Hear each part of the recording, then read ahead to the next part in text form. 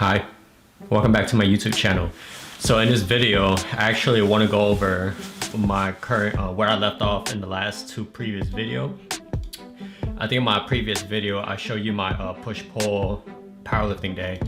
And to pick things up, my next session after that was actually it repeats to a legs and arm bodybuilding day. Before we get into the video today, I want to briefly go over about the importance of electrolytes again, because I mentioned it in my previous two previous videos, that I was talking about like Pedialyte Sports and like liquid IV, but I stumbled across a cheaper alternative. It is it's called by Heartwork Electrolytes. I don't know if you guys can see it, but I'll flash it too.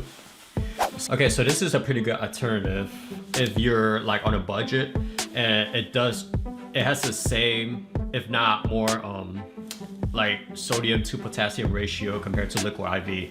So you're actually getting more bang for your buck. Just a tub is 100 serving, and one scoop is only 3 grams. So you would need to double scoop this for it to be like effective. So I recommend, if you're planning on getting this, I recommend taking 2 scoops. It's only 6 grams, which is like very little. And the sodium on this for 1 scoop is 650 milligrams, and the potassium is 300.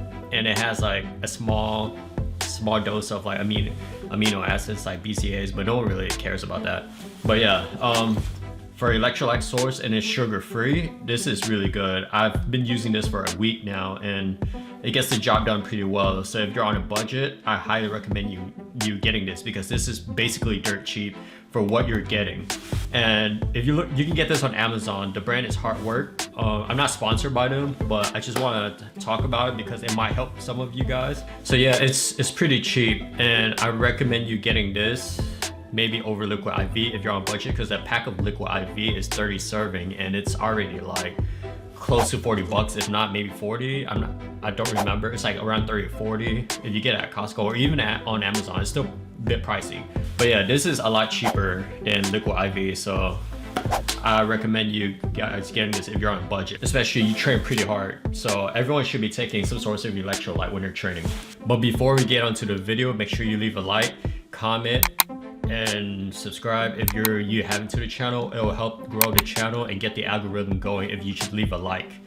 All right, let's get into the video. Okay, so this is where I left off for my workouts from last week. I started off with legs and arm on this session, and it's a bodybuilding legs and arm day. So here I am at Crunch because they have a hack squat, and it's pretty close to my house, so it's convenient for me. I'm currently doing hack squat just to aid my high bar squat, and my goal this year is to get my squat back up into 4. So this helped tremendously with building my legs and strengthening my legs. So yeah, I'm doing hack squat right here. Not much to talk about. Doing on this day I did 3 sets of 9, I think. 3 sets of 9, maybe 10. I don't know, you can count the reps. I already miscounted, and I don't want to go back. Yeah, so I did like 3 sets of 9 on hack squat. And I think after this session, I actually did stiff leg deadlifts, but I didn't really record it because I've been having like a inflamed feeling in my right back on my lats. So I don't want to overwork it. So I've been taking things really light, even on like rowing exercise. Yeah. So and after that, I just did legs and arm. I'm not going to show you guys like the legs and arm. You can go check it out. It's the same thing as my legs and arm powerlifting days. On that video, the last video, the standalone, I did the same thing at Crunch, so I'm not going to show you guys that. All right, moving forward. My next session was a push-pull bodybuilding. I started off this session with vertical unilateral low rows machine on a hammer strength. I'm going pretty light here because I'm still being mindful of my lats. It feels like it's been overworked with all the stiff leg and rowing exercise I've been doing, and this is pretty light for me. I could load up more weight, but I'm just going light and just focusing on the slow motion just to make it, just to hit a higher RPE, I guess, enough just for a training stimulus. So yeah, I'm doing 3 plates here for each arm. And make sure, for the key point of doing these, make sure you lean back with it as you roll and let it pull your back forward. And then on next, I did my main movement for the day was incline barbell bench. Not much to say here. That was my warm up, 185. I think I did 5 sets of 5 this session. My top set was 225 for 5. Definitely felt okay until like the last rep felt kind of sketched. Definitely was a higher RPE, but it's a bodybuilding day, no one gives a fuck. Machine bench. Did like few set of, I think somewhere between 8 to 10 reps. So on bodybuilding days, I try to focus on my on the upper chest for my push movement. And usually my secondary movement. Alright, and then after that, I literally just, after my push-pull bodybuilding day, like what you just saw, I literally did just the same thing as my last push-pull secret video. So nothing new, I'm not gonna show you guys that, so I'm just gonna move forward. Alright, so that's what my program repeats. Here I am doing my legs and arm powerlifting day. Before I start the video, I want to show you guys the importance of dynamic movements before your workout. I'm gonna show you guys my full like warm up before I get under bar. Here I am doing like some toe touches, like side kicks.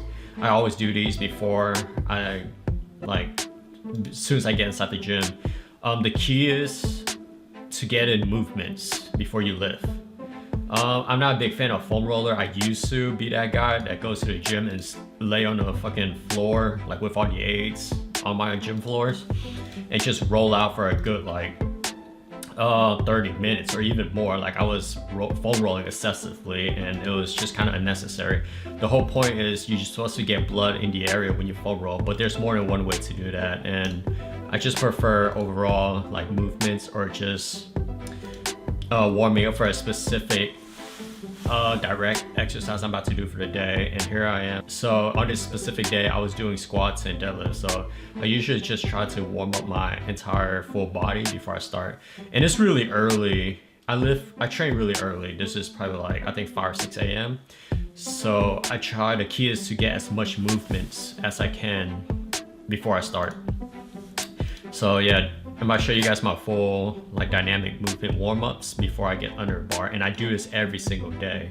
Doesn't matter push, pull, legs, and arm, but I do this every day before I start. It's kind of like a full body movement, and you don't have to copy this exactly. There's no right or wrong. Keep in mind, there's no right or wrong way to warm up. Just try your best to avoid stretching or minimize it as much as possible. I'm not gonna show you all my warm-ups, but here's 135. I think I have a high bar, 3 set of 6 this session. And I think this is my first set. I'm not gonna show you all my set, but you can get the idea. This is my first set at a 295 for 6, high bar. Let's watch.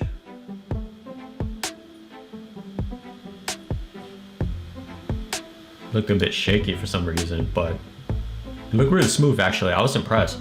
I didn't think I could do this shit. I haven't high barred in so long. I think that was 5. One more. And boom. 6. Yep. And I'm gonna show you my last set. It got pretty hard. It got kind of grindy at the top, I think. I can't tell. It all looked the same, I think.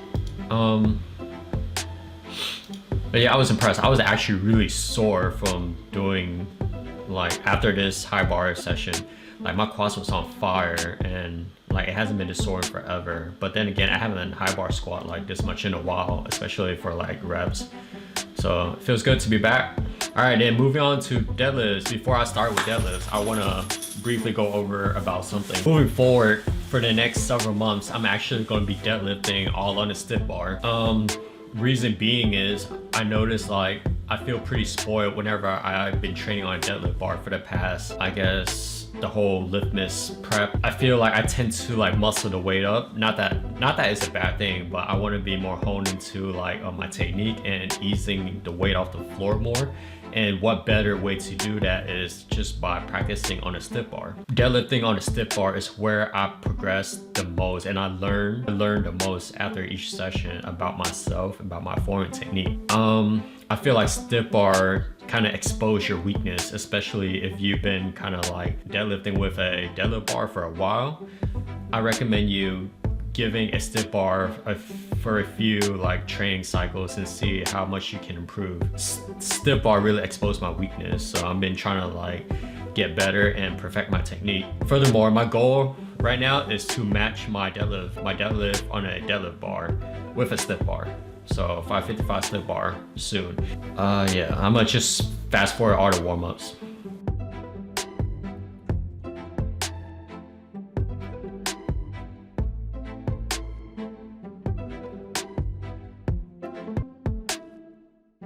It's my last warm-up, 425.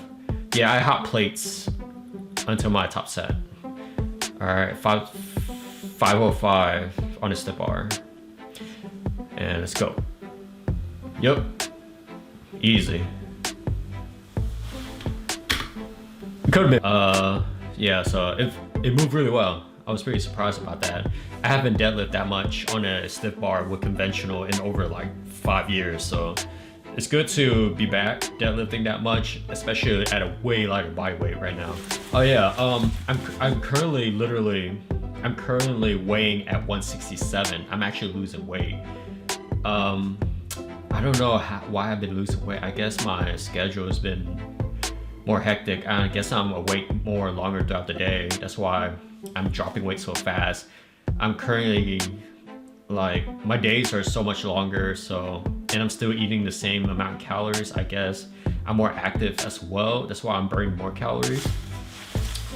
So I think that's why I'm losing weight, because I was literally 170 like 2 weeks ago, and now I'm currently like, I'm almost breaking 165. I think I weighed in at 166 or 167 recently, and I'm close to 165 again, so I don't know. But my lifts are still doing pretty well, and I feel like my metabolism got really fast, so I don't know if that's a good or a bad thing, but I feel pretty good overall, and my lifts are doing pretty well, so. And then, yeah, after that, I just did legs and arm, which I'm not gonna show you again. Moving forward is the next day. Not next day, my next session, which is 2 days ago. Here I am doing my push-pull powerlifting. I started off with like a chest support rows again, but this training cycle I'm doing Larson press only for a while to make the movement a little bit harder, to add like different training stimulators, because I feel like I progress really fast on the bench press and I don't want to plateau too early. So here I am just doing Larson press.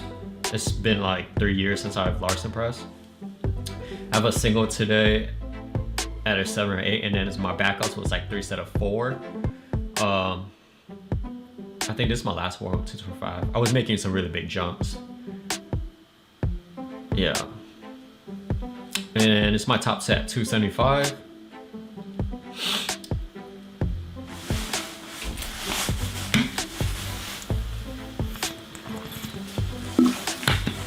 I was surprised that shit moved faster in my last week, 275, when I was benching normally. Here's my back off. Yeah, back off felt really good. Like I was very like anchored to the bench. Everything was really well retracted. So yeah, it felt really good. That shit flew. I think it was 230. Yeah, it's 235 for my 3 set of 4. And let me show you my last set.